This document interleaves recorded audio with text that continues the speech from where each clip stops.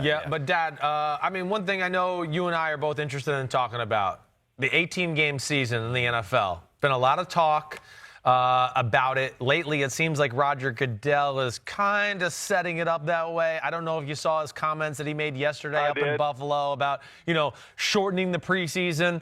I think we all know if he's talking about shortening the preseason, they're not just going to go, oh, we're going to take 2 games away and that's it. Don't worry about us. Yeah, of course, there's another part of that plan, which is going to be add 2 regular season games.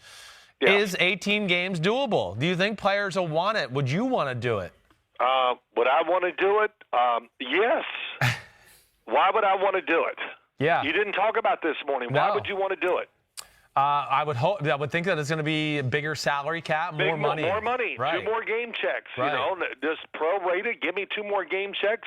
And if you put it up to a vote, guys, by the NFL players, it'll overwhelmingly go over and say yes. Yes, some of the elite quarterbacks and a few players, no. Well, yeah, you're making 25 and 30 million, but the guys that are making, $1 million or less, or even right.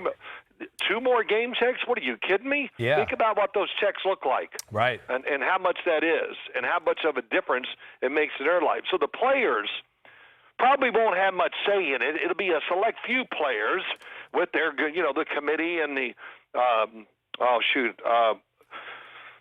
oh, come on, DeMaurice Smith. Oh, yeah, the NFL Player Union. Yeah, it'll be a few players, but if you put it up to vote, there is no doubt the players would vote to go 18 games. I do think it's heading that way, and just think what the owners get into all this. 2 more weeks of TV money. Right. TV would want it to, just because it's the greatest thing on every network. And I never thought it would come about, but I agree with a lot of what you guys said this morning, that the preseason games, Christopher, you said it. Last year, I love watching preseason games. It was the worst ever, right? It was awful. It really was, yeah. I mean, nobody played. Here's what was awful about it. 2 things. 1, nobody was playing. Right. But 2, you've got all these young guys on the offensive side, and they're trying to do their thing. And like you say, there's a couple guys that can make a team. And then the defenses over there, the defensive coordinator doesn't care. All these guys ain't going to make the team. Let's just blitz them all. Right. And, of course, the offensive guys get very few reps in practice, and the games are just total disasters in my eyes. And I probably watched less preseason football last year than I ever have. And there are some years I watch almost every one of the games because I just want to see the guys and kind of get a feel.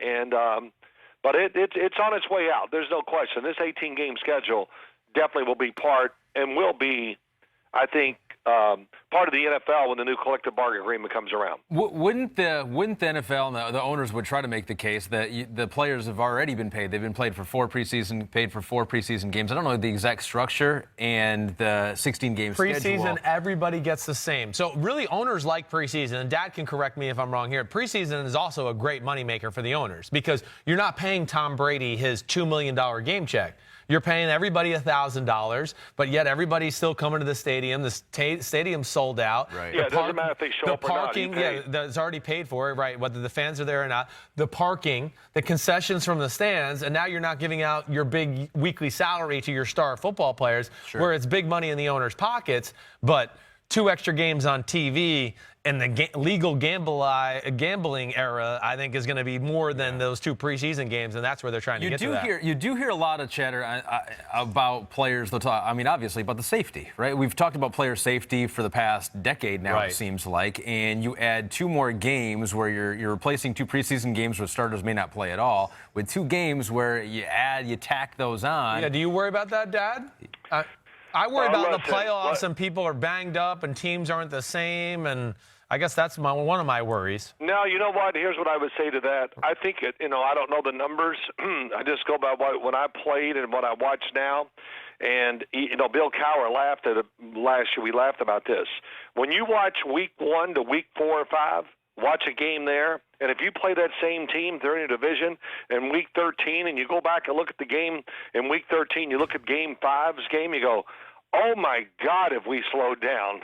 And the league slows down just all year long. Right. The players, fatigue, just everything that's involved with it. So, to me, I always thought, man, if I could make it through the first 4 games, I'll be all right.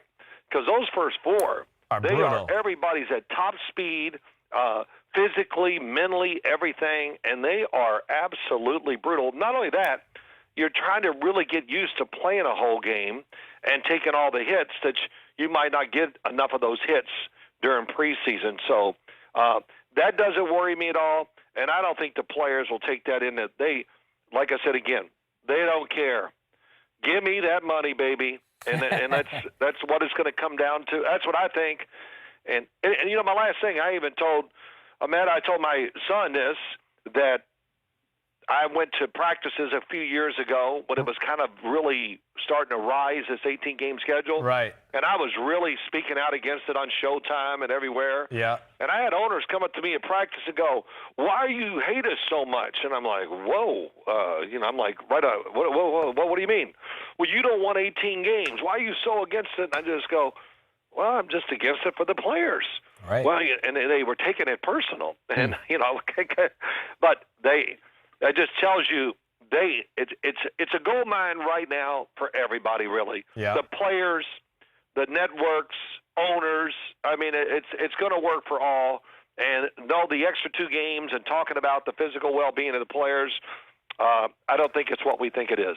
Okay. All right. So now, off of that, I mean, I know you hear this. I hear this.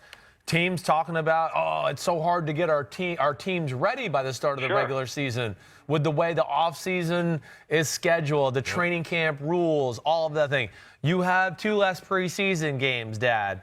Do you think that something has to change? Is there another way? I mean, do we add more practices? Is the union going to say, okay, then maybe we need to have a few more padded practices? Something has to be made up for that experience, don't you think? Yes. Oh, yeah. What you do is you just have more controlled inter-squad scrimmages. Get together for 3 days, control the environment as much as you can. Right. And it doesn't have to be all-out tackling and everything like that. You said you made great points this morning. It saves the players, but it's more beneficial. You don't waste time on the field. I used to love it when we practiced against other teams because it was so easy. Right. You said it. Now we're not doing stuff for the defense. We're only doing stuff for us. Right. And I think you'd see more of that. And you know what they would do? They would hold them in their stadiums and let the fans come and watch whatever. And you get a little more of that atmosphere to maybe judge players against other teams, just like preseason games, and the injury risk and all the things that we talk about.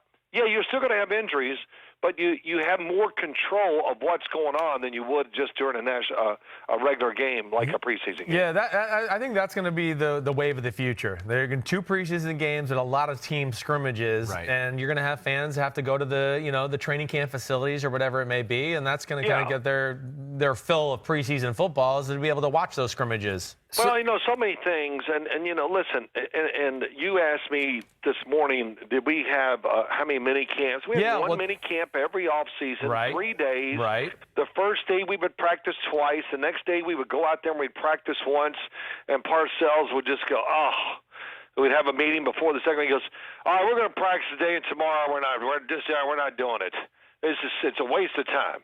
And just go, because we couldn't hit, you couldn't do this and all that. So he just said, just run and lift those damn weights, and I'll see you at training camp, and we'll get this stuff figured out. Oh, all right. So wait, let's talk about that, because you and I we talked about it a little before we started. We've had this conversation a lot, Dad and I, because we're in the era now of OTAs, mini camps, another mini camp, more OTAs, and we're seeing more off-season injuries than ever before. And again, I got to go back and look up the numbers of Dad's day and Dad's era. But Dad will tell you I was pretty obsessed with the sport at a pretty young age. And I think Dad would tell you I just don't remember players getting hurt as much as they do now in the offseason now as compared to then when all you were doing was training. I mean, what do you think about that? What do you think of the current status of how the offseason is structured for players and everything? Well, it'll never go back to where you can go back to the certain days. And, the players come up there, and all of a sudden no matter what, when you're not training for football or doing football stuff, that's going to be a difference. Then they go out in the field, and you said it, they go out in the field, you can't have pads on, and it's offense against defense, and everybody is going way too fast, out of control, trying to show, and all those things, show up and do well, and that causes injuries. And I'm sure half the practice, the coaches are going, oh, now careful, slow down. It's because it's too much. I would see it as you've got to bring them there during the off season, teach them, and all that, and really just go out and work more on individuals. Try to put team stuff together is just, I don't understand. You're flirting with danger. Christopher, let me say this. Yeah. All the great thoughts in preseason that you have, and sometimes in training camp, we're going to do this, it's going to be new. Then game one comes around, you go, wow, that was a waste of time.